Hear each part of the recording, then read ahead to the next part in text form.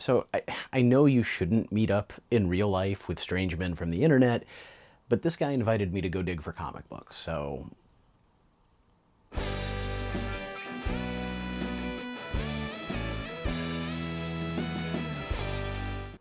welcome to HAULYEAH Comics. My name is Nate, and I have issues. And today's issues all come from Hero House Comics. This is a new to me shop. It's one that I've heard of and I've wanted to go digging at for a while, and the opportunity came up because friend of the channel Brent, Sobo the Barbarian on Instagram, he had messaged me last year about possibly getting together and going to do a little comic book digging. He was in town for business this year and we made it happen. And so he had suggested the Hero House, like I said, a store I'd never been to. I wish I would have got some footage or some pictures because it's a really cool little shop. It was an interesting shop because it was like this kind of mixture of an old style comic book shop and maybe like a more modern or newer one. He has new books. He gets new books. His back issue bins are full of treasure. Like that's what I was there for. I wasn't there for new books. I will say, like, if you're from the area, Fountain Square, Indiana, and you're looking for an LCS, I would definitely recommend this one.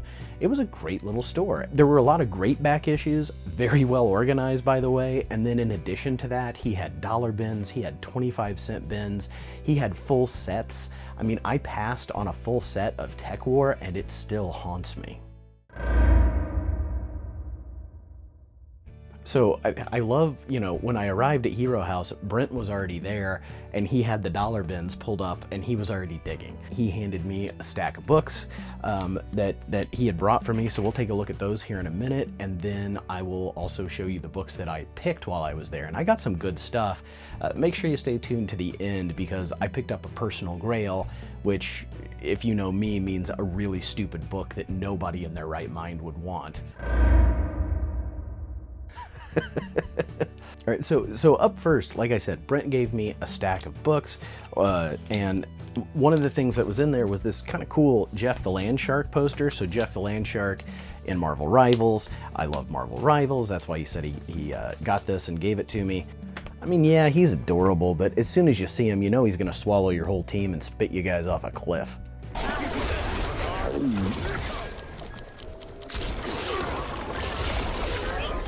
Brent and I are both into swords and sorcery books. He way more than me, but this is a issue of Red Sonja number 7, guest starring Conan. Very cool. He knows I'm a Star Trek nerd, and this is from the Malibu run. This is Deep Space Nine, Hearts and Minds, book 1 of 4. A couple of very cool Action Comics. I don't think I've ever seen this cover of Superman smashing the Earth. This is Action Comics number 435. Superman literally destroying the world. That's a little scary. And then also a very cool painted cover of Action Comics number 1000. This is, I don't know if this is a variant. This is a hefty book. This is like a square bound, but I thought this was really cool. Almost reminds me of like the old Golden Age. I think it's an homage to a Golden Age Superman cover, so it's really cool. I know Rich likes this series. I love the title. It's from Charlton. This is Baron Werewolf's Haunted Library, issue number 72. Baron Werewolf, I think, is about the greatest, like haunted house ghost story type of character I've ever heard of. Can't you see the things in the subway? Can't you see them? Get that glare off there. Okay, Marvel Creatures on the Loose. I am pretty sure I have this one, and like I said, swords and sorcery, and this is one that I started getting into. This is Thongor. So this is the last issue of Thongor from Creatures on the Loose, and if this is indeed a duplicate for me, I will make sure that this makes it into my giveaway pile, because you just got to share the love of Thongor whenever you can. No idea, but I think he knows I like weird stuff. So this one's called Frontiersman from Image Comics. Again, like I've never seen this before. This guy kind of reminds me of, there's a Marvel character from What The called Forbush Man or something like that. Kind of reminds me of that with the F on his chest and wearing like a Davy Crockett cowl. I've never seen something like that before. It looks pretty funny. Very cool. And then this has to be one of the weirdest Green Arrow, Green Lantern, covers. This is a Neil Adams. It's from the Denny O'Neil. I think this is a reprint, but it's issue number 7 of whatever this is, where we have a very Jesus-like figure being crucified, where Hal is saying, "What are you guys doing?" He's trying to save us all. And, and Ollie's saying, "Stop, you don't know what we're doing." And through him, save a world. A very odd cover with religious overtones, not even undertones. These are overtones. And this is a very beat up copy, but a very cool book. A 12-cent, early double-digit Justice League of America number 15, Challenge of the Untouchable Aliens. I mean, look at that. I love DC Silver Age, and these Justice League covers are so cool. I don't have very many early issues, so I'm really happy to add this one to the collection in literally any condition. This is awesome. And then the last book he gave me was Hunter Age of Magic number 1. Because he felt like I needed a book to go along with my HAULYEAH action figure, which I'll grab here in a second. And yeah, maybe he does look a little like me, I should have worn a blue shirt. But yeah, so these two definitely go together. Brent, these gifts were awesome. Thank you so much. I really appreciate it, man. Thank you. So those were the books that Brent gifted me, and thank you so much. You totally did not have to do that. I can't say thank you enough. So thank you, Brent. Those were very cool. While we were there, we had a ton of fun digging. There were like, I don't know, I want to say like maybe 8 long boxes of dollar books, and we dug through every last one. And as well as like probably the best well alphabetized back issues I've ever seen. And so, like I said, I'm gonna end with one that's been a personal grail, one that's been on my list for a little while. But most of what I picked up are dollar books. I am a dollar bin digger, so let's go ahead and start with what I found in the dollar bin. Up first, we've got Tandy Computer Whiz Kids. This was in the dollar bins. Big shock, right? But this is the one that is about hotline for victims of substance abuse. So this is like an anti-drug issue. I love promotional comics, and the Tandy Whiz Kids are in a lot of them. I don't actually recognize these two, so Alec and Shanna, but maybe they are the same ones that appear with Superman and Wonder Woman when they fight Lex Luthor at the World's Fair. But yeah, this is one I hadn't seen before, and I know that Matt from Matt Likes Comics, he kind of went down a rabbit hole of finding out all he could about these Whiz Kid books.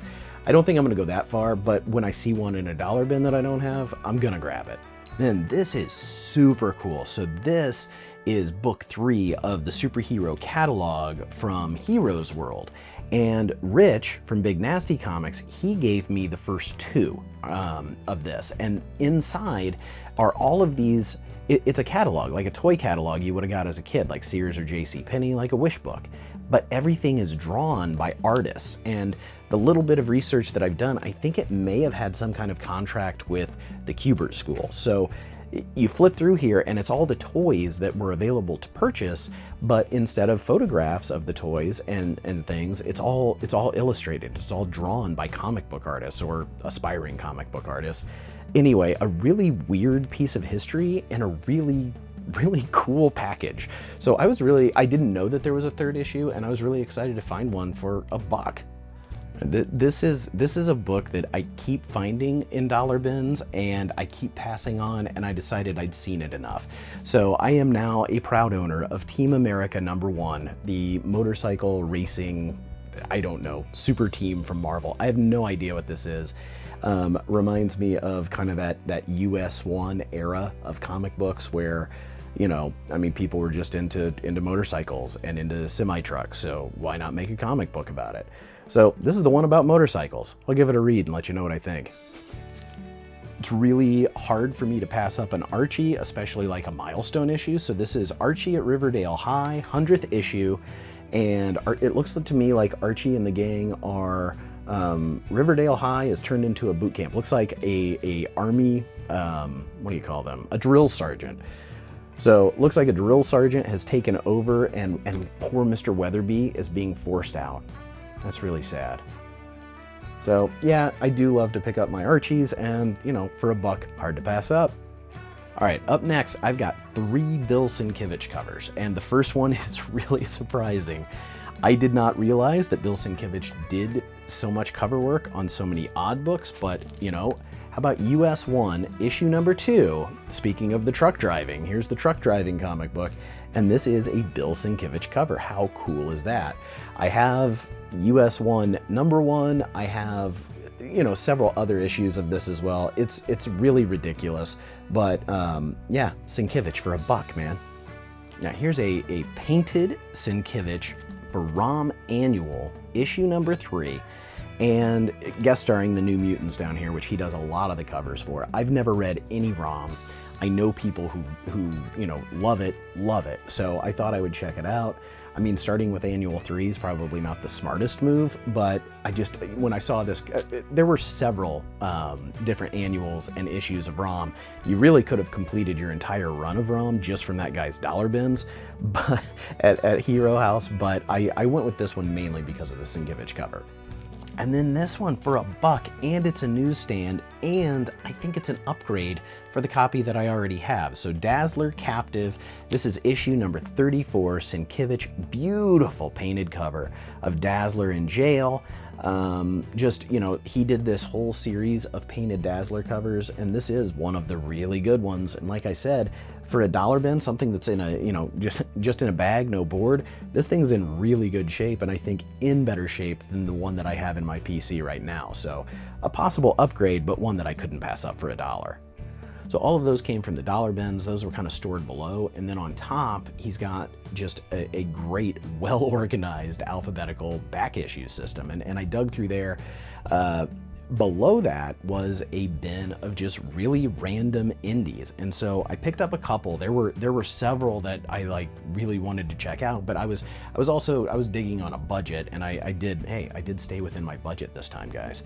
But up first, this is Elsewhere Prince. This is from Epic, the Marvel creator-owned line, and this is Mobius.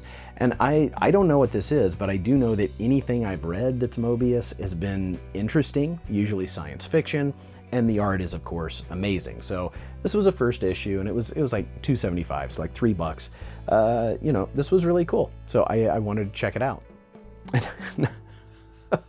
And not too long ago, Rich showed this book off on Comic Book Show and Tell, and I paid probably more than I needed to. I paid almost $5 for this, but again, it's a first issue, and it's just ridiculous. This is issue 1 of Fat Ninja. I mean, get a good look at him there. I don't know. This really has kind of that, you know, that black and white indie 80s vibe. Tick, Flaming Carrot, those books that I really like. So it's ridiculous. I'm not gonna say it's a waste of money. I mean, he's got a chicken leg and a bloody samurai sword, you know, or I guess, you know, katana. It wouldn't be a samurai sword. Yeah, this is really cool. This was a good find.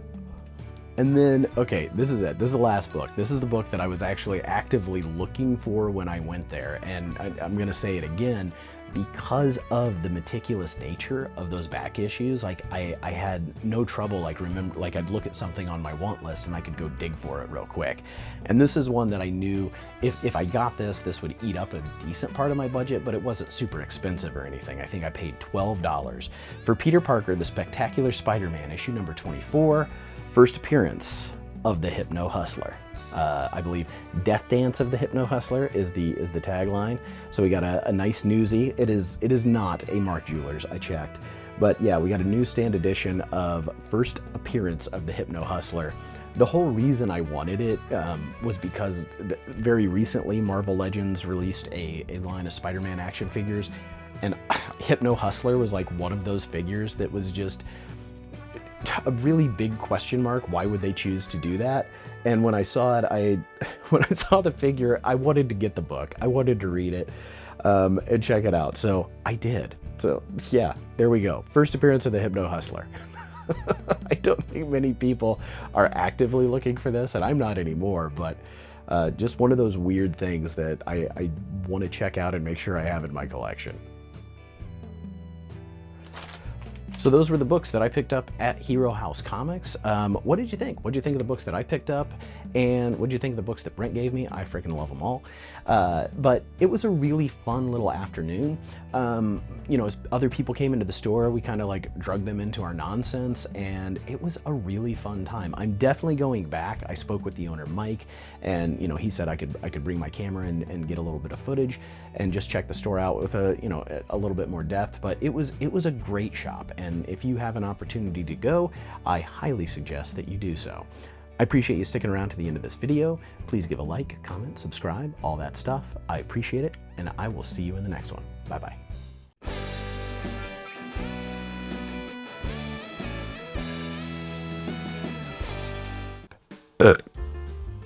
Starting off with a burp. That's good. Did I say Brent or Brett? Because it's Brent. I don't know what to do with my hands. And I don't know. A cat is loud.